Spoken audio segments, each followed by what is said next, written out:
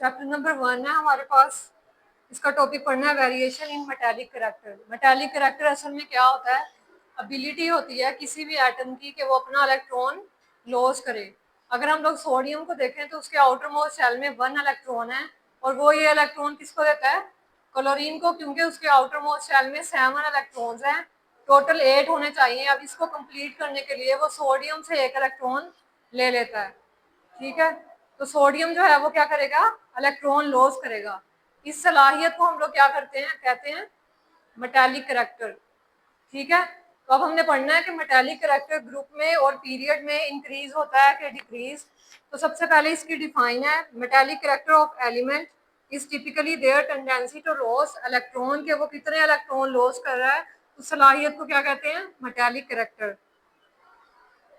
उसके अलावा उन्होंने हमें इसमें पैराग्राफ में बताया है कि जो मेटल्स होते हैं वो कौन सी साइड पे लिखे जाते हैं पीरियोडिक टेबल के? ये कौन सी साइड है? लेफ्ट। यहाँ पे क्या होता है? सबसे पहले ग्रुप 1, उसके बाद ग्रुप 2 होता है, फिर यहाँ पे 3, 4, इस तरह से यहाँ पे कितने हैं? 8 हैं। तो 1 वाले का नाम क्या होता है? Alkali metals. फैमिलीज याद क्यों है 9th क्लास में? तो इसका क्या होता है? Alkali metals. इसका क्या होता है? Alkaline earth metals. तो ये वाली 2 लाइंस किसकी हैं? मेटल्स की हैं। तो ये कहाँ पे है? ये लेफ्ट साइड पे हैं। उसके बाद अगर राइट साइड की बात की जाए तो यहाँ पे नॉन मेटल्स हैं। नॉन मेटल्स क्यों है? क्योंकि यहाँ पे कोई भी मेटल नहीं है, या तो नोबल गैसेज हैं या फिर हेलोजन, जिसमें क्या आती है? फ्लोरीन, क्लोरीन, ब्रोमीन और आयोडीन। और जो नोबल गैसेज है उसमें हीलियम, नियोन, आर्गोन, क्रिप्टोन और जीनोन। तो ये सब क्या है? नॉन मेटल्स हैं। अब हमने देखना है ग्रुप और पीरियड में मेटालिक करैक्टर क्या करता है, इंक्रीज या डिक्रीज। सबसे पहले है कि ग्रुप में क्या करेगा? इंक्रीज करेगा। ग्रुप में इंक्रीज क्यों करता है? इसकी वजह क्या है? क्योंकि जैसे जैसे हम लोग ग्रुप में नीचे आएंगे, वहां पे डायग्राम में शो किया है, हाइड्रोजन के पास कितने इलेक्ट्रॉन्स हैं? 1, उसका एटॉमिक नंबर 1 है ना। उसके बाद है लिथियम, उसका एटॉमिक नंबर 3 है। सोडियम का 11, पोटाशियम का 19।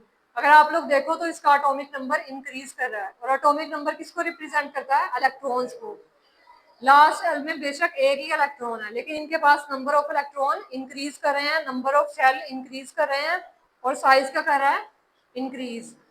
अब जितना इनका साइज इंक्रीज कर रहा है, इनके पास एबिलिटी है कि ये अपने इलेक्ट्रॉन लॉस कर सके। ठीक है, अगर आप लोग हाइड्रोजन को देखो तो उसके पास एक इलेक्ट्रॉन है, तो वो आसानी से अपना इलेक्ट्रॉन दे देगा किसी को?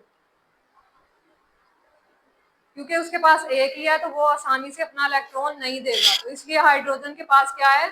कम मेटालिक करैक्टर है। उसके बाद क्या है? लिथियम, उसके पास कितने इलेक्ट्रॉन है? 3 इलेक्ट्रॉन है। तो ये अपना आउटर मोस्ट शेल दे देगा किसी को?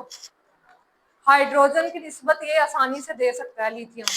तो इसकी मेटालिक करैक्टर, इसका मेटालिक करैक्टर क्या होगा? इंक्रीज करेगा। सबसे कम किसका है? हाइड्रोजन का। उसके बाद लिथियम है। उसके बाद क्या है? सोडियम का उससे ज्यादा है।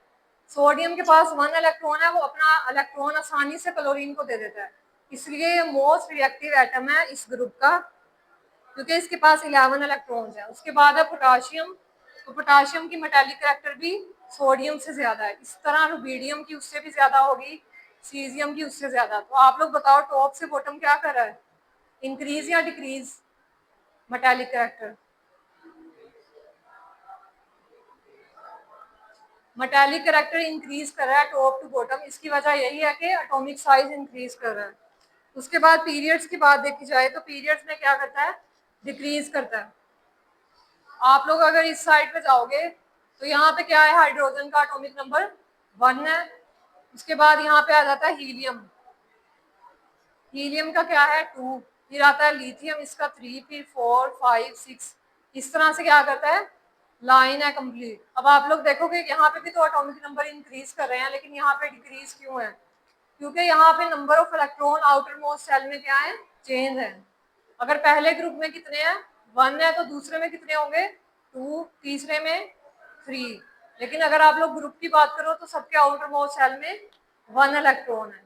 तो अगर हम लोग वैलेंस इलेक्ट्रॉन्स को देखते हैं तो वैलेंस इलेक्ट्रॉन भी इंक्रीज कर रहे हैं। ठीक है, अब जितने इलेक्ट्रॉन इंक्रीज कर रहे हैं तो वो लोग किसी से और एटम से अपने इलेक्ट्रॉन लेंगे, अपना इलेक्ट्रॉन लॉस नहीं करेंगे। वहां पे अपना इलेक्ट्रॉन दे रहे हैं, वो यहाँ पे नहीं देंगे। ठीक है, तो इसलिए यहाँ पे क्या होता है? मेटालिक करैक्टर डिक्रीज करता है। मेटालिक करैक्टर है ही ये कि इलेक्ट्रॉन देना है हमने, लेना नहीं है।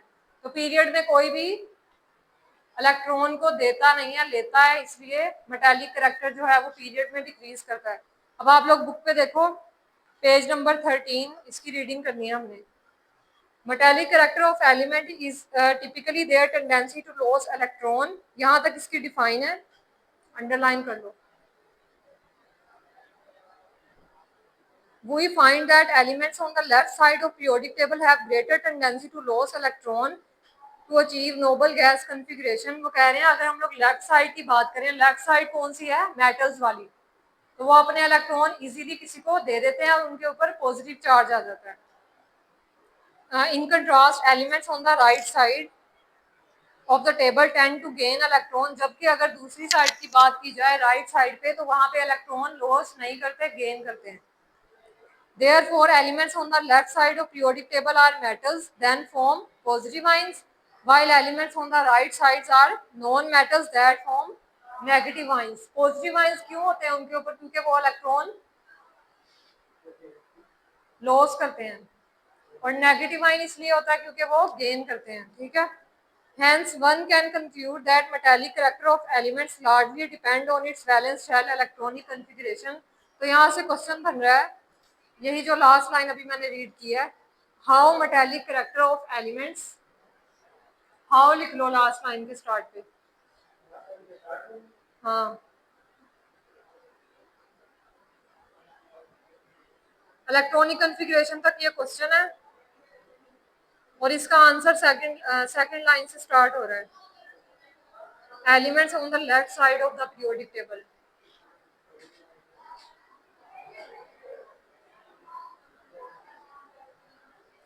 उसके बाद सेकंड पैराग्राफ है, consequently the metallic character of element decrease, in other words the increase in nuclear charge pull the electron closer to the nucleus, making it more difficult for the atom to lose electron।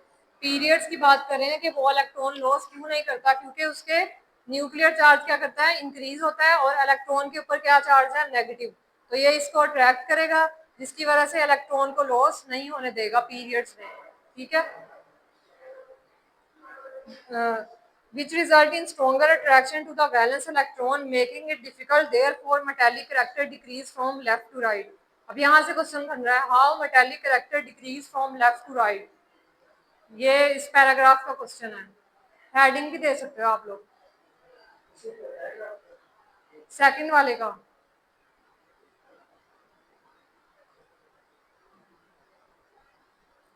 उसके बाद नीचे वाला paragraph है, उसके ऊपर लिखो variation, बल्कि यहाँ क्वेश्चन लिखा हुआ है, हाउ लिख दो, how metallic character increase as one moves down in a group of the periodic table.